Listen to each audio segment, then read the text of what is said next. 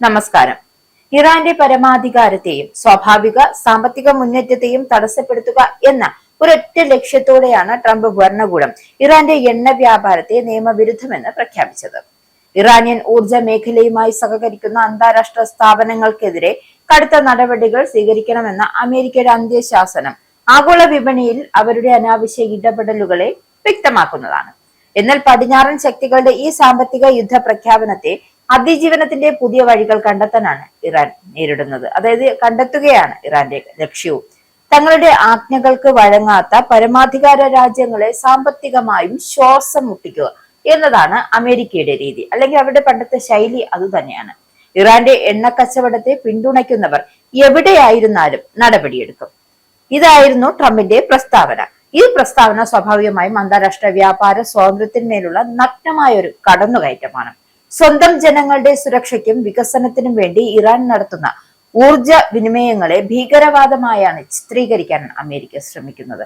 എന്നാൽ യഥാർത്ഥത്തിൽ ലോകമെമ്പാടും സംഘർഷങ്ങൾ വിതയ്ക്കുന്ന അമേരിക്കയ്ക്കാണ് ഇവിടെ ഇറാനുമേൽ കുറ്റം ആരോപിക്കുന്നത്. അതായത് എവിടെയും പ്രശ്നങ്ങൾ ഉണ്ടാക്കുന്നത് അമേരിക്ക മാത്രമാണ്. എന്നിട്ട് പഴി മുഴുവനും ഇറാനുമേൽ കൊണ്ട് ചാർത്തുകയാണ്. അപ്പൊ ഇരു രാജ്യങ്ങളും തമ്മിലുള്ള നിലവിലെ വെടിനിർത്തൽ നീട്ടുന്നതിനെ കുറിച്ചുള്ള ചർച്ചകൾ അണിയറയിൽ പുരോഗമിക്കുന്നതിനിടയിലാണ് അമേരിക്ക ഈ പുതിയ സാമ്പത്തിക ആക്രമണവുമായി എത്തിയത്. 60 ദിവസത്തേക്ക് കൂടി വെടിനിർത്തൽ നീട്ടുന്നതിനുള്ള നിർദ്ദിഷ്ട ധാരണാപത്രത്തിൽ പത്രത്തിന്റെ നിബന്ധനകളിൽ ഇരുപക്ഷവും തത്വത്തിൽ ഏതാണ്ട് ധാരണയിലെത്തിയാണ്. അങ്ങനെയുള്ള റിപ്പോർട്ടുകളാണ് പുറത്തു വരുന്നത്. എന്നാൽ ഈ സമാധാന ശ്രമങ്ങൾക്ക് അന്തിമ അംഗീകാരം നൽകാതെ നീട്ടിക്കൊണ്ടു പോകുന്ന ട്രംപ് ഭരണകൂടത്തിന്റെ നിലപാട് അവരുടെ സമാധാനത്തോടുള്ള ആത്മാർത്ഥതയില്ലായ്മയാണ് കാണിക്കുന്നത്. അതാണ് തുറന്നു കാണിക്കുന്നത്. എന്തായാലും അമേരിക്കൻ ഭീഷണികൾക്കിടയിലും ഇറാന്റെ തന്ത്രപ്രധാനമായ പെട്രോ കെമിക്കൽ ബിസിനസ്സുകൾ തടസ്സമില്ലാതെ മുന്നോട്ട് പോകുന്നു എന്നത് അമേരിക്കയെ ആകെ അസ്വസ്ഥമാക്കുകയാണ്. ഇറാന്റെ സാമ്പത്തിക സ്രോതസ്സുകളിലേക്കുള്ള പ്രവേശനം വിച്ഛേദിക്കാൻ അമേരിക്കൻ സ്റ്റേറ്റ് ഡിപ്പാർട്ട്മെന്റും ട്രഷറിയും സംയുക്തമായി ഏകോപിത നടപടികൾ സ്വീകരിക്കുന്നുണ്ട് എങ്കിലും അവയൊന്നും പൂർണ്ണമായും ഫലവത്താകുന്നില്ല.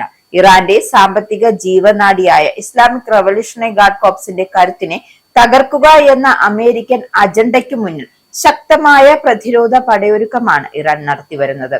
ഇറാനിയൻ ഉൽപ്പന്നങ്ങൾ കൊണ്ടുപോകുന്ന അന്താരാഷ്ട്ര കപ്പലുകളെയും സ്ഥാപനങ്ങളെയും കരിമ്പട്ടികയിൽ പെടുത്തിക്കൊണ്ട് വലിയ ഒരു സാമ്പത്തിക ഉപരോധ കോട്ട കെട്ടാനാണ് അമേരിക്ക ശ്രമിക്കുന്നത്.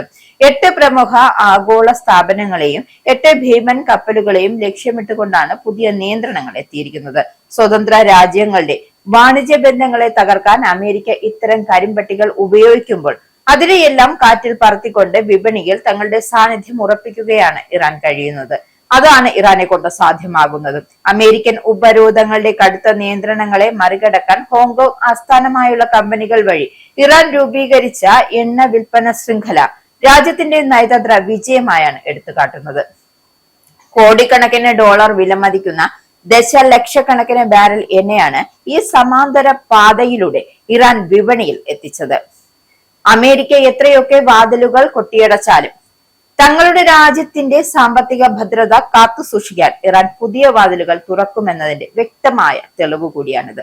ഒരു വശത്തെ സമാധാനത്തിന്റെ ചർച്ചകൾ നടത്തുമ്പോഴും മറുവശത്ത് ഇറാനിയൻ മണ്ണിൽ ബോംബുകൾ വർഷിക്കുന്ന അമേരിക്കയുടെ നെറികെട്ട നിലപാട് അപലപനീയമാണ്. ഹോർമോസ് കടലിടുക്കിന് സമീപമുള്ള ഇറാന്റെ തന്ത്രപ്രധാനമായ പ്രതിരോധ കേന്ദ്രങ്ങൾക്ക് നേരെയാണ് അമേരിക്ക സെൻട്രൽ കമാൻഡ് ആക്രമണം നടത്തിയത്. സ്വയം പ്രതിരോധം എന്ന പതിവ് ന്യായീകരണം വെച്ചു നിരത്തുകയായിരുന്നു അമേരിക്ക ചെയ്തത്. എന്തായാലും ഹോർമൂസ് കടലിടുക്കിനടുത്തുള്ള പ്രധാന തുറമുഖ നഗരമായ ബന്ദർ അബ്ബാസിന് സമീപമാണ് അമേരിക്കൻ സൈന്യം ആക്രമണം അഴിച്ചുവിട്ടത്. എന്നാൽ അമേരിക്കയുടെ ഈ പ്രകോപനങ്ങൾക്ക് മുന്നിൽ ഇറാൻ നിശബ്ദമായിരുന്നില്ല. തങ്ങളുടെ വ്യോമാതിർത്തി ലംഘിക്കാൻ ശ്രമിച്ച അത്യാധുനിക അമേരിക്കൻ യുദ്ധവിമാനങ്ങൾക്കും ഡ്രോണുകൾക്കും നേരെ കൃത്യമായി വെടിയുതിർക്കുകയും ഒരു അമേരിക്കൻ ഡ്രോണിനെ വെടിവെച്ചിടുകയും ചെയ്തു. ഇക്കാര്യം ഇറാന്റെ IRGC തങ്ങളുടെ സൈനിക കരുത്ത് വ്യക്തമാക്കുകയാണ് എന്നും പറഞ്ഞിട്ടുണ്ട്. ഏതായാലും പരമാധികാരത്തിന്മേലുള്ള ഏത് കടന്നുകയറ്റത്തെയും ശക്തമായി തിരിച്ചടി നൽകാൻ തങ്ങൾക്ക് അവകാശമുണ്ട് എന്ന് ലോകത്തോട് ഉറക്കെ വിളിച്ചു പറയുകയാണ് ഇറാൻ. കഴിഞ്ഞ ഫെബ്രുവരിയിൽ അമേരിക്കയും ഇസ്രായേലും സംയുക്തമായി നടത്തിയ ആക്രമണത്തിൽ ഇറാന്റെ ഉന്നത ഉദ്യോഗസ്ഥർ വധിക്കപ്പെട്ടത് മേഖലയിൽ വലിയൊരു യുദ്ധത്തേക്ക് തള്ളിവിട്ടിരുന്നു. പ്രതികാര നടപടികളുടെ ഭാഗമായി ലോകത്തിന്റെ തന്ത്രപ്രധാനമായ ഹോർമോസ് കടലിടുക്ക് ഫലപ്രദമായി അടച്ചുകൊണ്ട് ആഗോള ഇന്ധന ഗതാഗതത്തിന്റെ നിയന്ത്രണം ഏറ്റെടുക്കാൻ ഇറാന് സാധിച്ചിരുന്നു. ഇത് ആഗോള വിപണിയിൽ വലിയ ചലനങ്ങൾ സൃഷ്ടിക്കുകയും അമേരിക്കൻ സഖ്യകക്ഷികളെ പ്രതിരോധത്തിലാക്കുകയും ചെയ്തു.